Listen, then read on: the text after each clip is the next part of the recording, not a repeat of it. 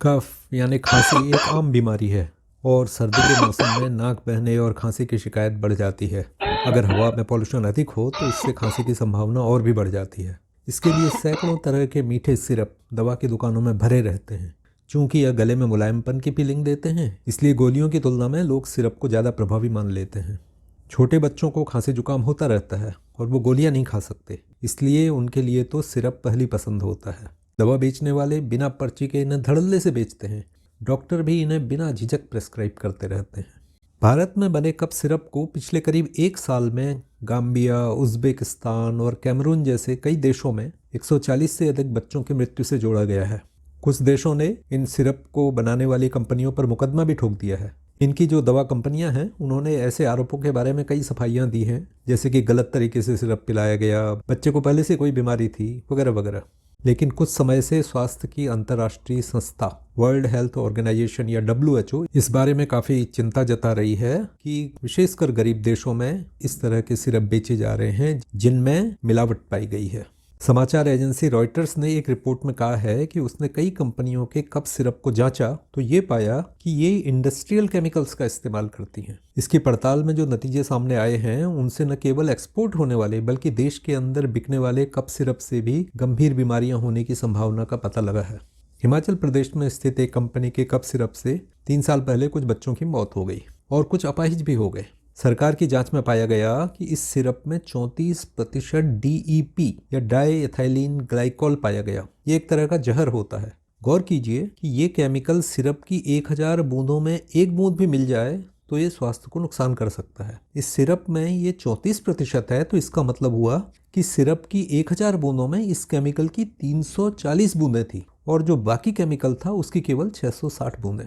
Writers के reporter को जानकार लोगों ने बताया कि कई कंपनियां मुनाफा कमाने के लिए दवाओं में मिलते जुलते सस्ते केमिकल मिला देती हैं, जो पेंट और ऑटोमोबाइल इंडस्ट्रीज ऐसी जगहों में इस्तेमाल होते हैं। और जब इन कंपनियों पर कानूनी कार्रवाई होती है तो ये कोई कानूनी पेंच निकाल कर बच निकलती हैं। इस रिपोर्ट का लिंक नीचे दे रहा हूँ। पीने वाली सैकड़ों दवाओं में PG यानी प्रोपाइलीन ग्लाइकॉल मिलाया जाता है, जो एक गाढ़ा पदार्थ होता है और सिरप में बेस का काम करता है। इसमें थोड़ी मात्रा में दवाएं घोल दी जाती हैं और सिरप बन जाता है। PG शरीर के केमिकल से रिएक्ट नहीं करता, इसलिए सेफ होता है। लेकिन जो PG इंडस्ट्री में इस्तेमाल होता है उसमें DEG यानी डाई एथाइलिन ग्लाइकॉल और EG यानी एथाइलिन ग्लाइकॉल इन नामों के केमिकल मिले होते हैं जो घातक होते हैं।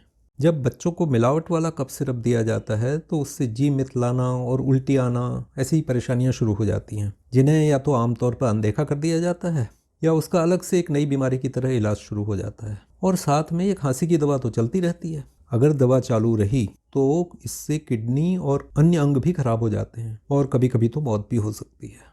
भारत में दवाओं के नियंत्रण की एक सरकारी संस्था है, Central Drugs Standard Control Organisation CDSCO। ये हर साल कई दवाओं के सैंपल की जांच करती है और साल दर साल यह पाती रहती है कि कुछ सैंपल्स में कम स्तर की दवाएं होती हैं या मिलावट होती है या फंगस और गंदगी मिली होती है, लेकिन कंपनियां फिर भी किसी तरह से बच जाती हैं। कफ सिरप के बारे में आ रही रिपोर्टों को देखते हुए इस संस्था ने कुछ दिन पहले ही दवा निर्माताओं को कफ सिरप की गुणवत्ता ठीक रखने के बारे में नए निर्देश जारी किए हैं। लेकिन जब मिलावट से बहुत ज़्यादा मुनाफा हो रहा हो तो घोटालेबाज कंपनियां कहाँ सुनने वाली। तो ये हुआ मेन घोटाला कफ सिरप के बारे में। इससे जुड़ी कुछ और भी बातें आपको बता दें ताकि आप भविष्य में खांसी की दवाओं के बारे में सही निर्णय ले सकें। पहली बात ये है कि सभी कंपनियां घटिया काम करती हैं, ऐसा नहीं है। बल्कि सच तो ये है कि दुनिया को आधी से भी अधिक दवाओं और वैक्सीन की सप्लाई भारतीय कंपनियां करती हैं और इनके उत्पाद अच्छे स्टैंडर्ड के होते हैं। देश के अंदर भी जो दवाएं बेची जाती हैं उनका स्तर जो स्टैंडर्ड कंपनियां होती हैं वो ठीक रखती हैं। ये बात अलग है कि वो कुछ अलग तरह के खेल करती हैं, जैसे कि कीमतें अनाप शनाप बढ़ा देना, अपनी दवा के फायदे बढ़ा चढ़ा कर बताना, डॉक्टरों से पर्ची में अपने ब्रांड की दवा लिखवाना और उसके एवज में उनको पैसे देना। लेकिन जो दवा होती है उसकी गुणवत्ता सामान्यतः ठीक रहती है। इसलिए सही फार्मेसी से और सही कंपनी की दवा लेने से मिलावट वाले उत्पादों से बचा जा सकता है। अगर दवा विक्रेता सस्ती दवा रिकमेंड करे तो देख लें कि इसमें कुछ घालमेल तो नहीं है। दूसरी बात, बहुत छोटे बच्चों को कफ होता रहता है। जो जिम्मेदार डॉक्टर होते हैं वो 5 साल से कम उम्र के बच्चों को कफ सिरप पिलाने को मना करते हैं। अगर आपका डॉक्टर बहुत छोटे शिशु को सामान्य खांसी जुकाम के लिए भी सिरप प्रिस्क्राइब करता है तो चौकन्ना हो जाइए। तीसरी बात, कई बार जब हमारी या बच्चों की तबीयत बताई गई डोज से ठीक नहीं हो रही होती है तो हम थोड़ा सा अधिक दवा इस्तेमाल कर लेते हैं या कई बार इसको लेने लगते हैं। ये खतरनाक हो सकता है। अधिक दवाई कतई न खाएं और विशेषकर छोटे बच्चों को कतई न दें। कुछ एक्सपर्ट इस बात को लेकर भी चिंतित हैं कि माँ बाप जब खांसी जुकाम से पीड़ित बच्चे को डॉक्टर को दिखाते हैं तो डॉक्टर कोई कफ सिरप प्रेस्क्राइब कर देते हैं। इसमें मिले हुए केमिकल से बच्चे को नींद आ जाती है, वो रोना कम कर देता है, जिससे माँ बाप को दवा पसंद आ जाती है। और उसके बाद जब भी बच्चे को खांसी जुकाम के लक्षण होते हैं तो माँ बाप ये दवा उसे पिलाते रहते हैं। लगातार इस तरह की दवा को पिलाने की वजह से जब सालों बाद कोई बीमारी जन्म लेती है तो तब किसी को पता नहीं होता कि इसकी जड़ में तो वो कफ सिरप है। अगली बात, कफ सिरप में ऐसी तेज दवाएं मिलाई होती हैं जिनसे एलर्जी ठीक हो जाती है, कफ दब जाता है, बलगम या तो पतला हो जाता है या सूख जाता है, नींद आने लगती है और इस तरह इनसे आराम मिलता है। ये पाया गया है कि खांसी के सिरप और चूसने की गोलियां, जिन्हें लॉजेंजेस भी कहते हैं, उनमें एक केमिकल फोल्कोडीन पाया जाता है।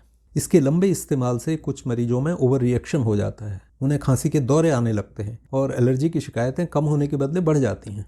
एक केमिकल होता है कोडीन, जो आम मिलने वाले बहुत से पॉपुलर कफ सिरप में मिला होता है। इसकी वजह से खांसी में तो आराम मिलता है, लेकिन इससे शरीर में कई छोटी बड़ी गड़बड़ियां होने लगती हैं, जैसे कि ठीक से नहीं बोल पाना, ऊँघते रहना, दिल की धड़कन तेज हो जाना, ठीक से नहीं दिखना, ब्लड प्रेशर बढ़ जाना। ये पाया गया है कि जो लोग कफ सिरप लेते रहते हैं उनको इसका नशा हो जाता है, जो शरीर को शराब के नशे से भी अधिक नुकसान कर सकता है। इसी तरह का एक और बहुत प्रचलित केमिकल है DXM। नीचे एक BBC रिपोर्ट का लिंक भी दे रहा हूँ, जिसमें बताया गया है कि किस तरह कुछ अफ्रीकी देशों में हजारों युवा कोडीन वाले कफ सिरप के नशे का शिकार हो रहे हैं।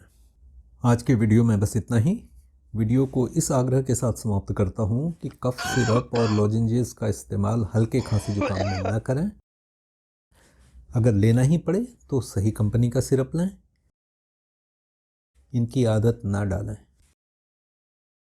कोई मौसमी बीमारी हो तो सीधे दुकान से लेकर दवा गटक लेने